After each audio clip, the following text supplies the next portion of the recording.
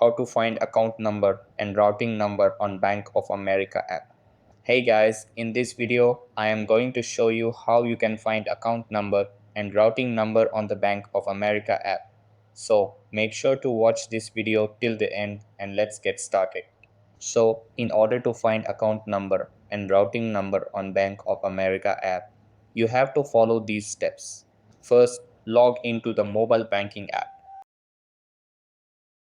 Then, from Accounts Overview, tap to select your checking or savings account.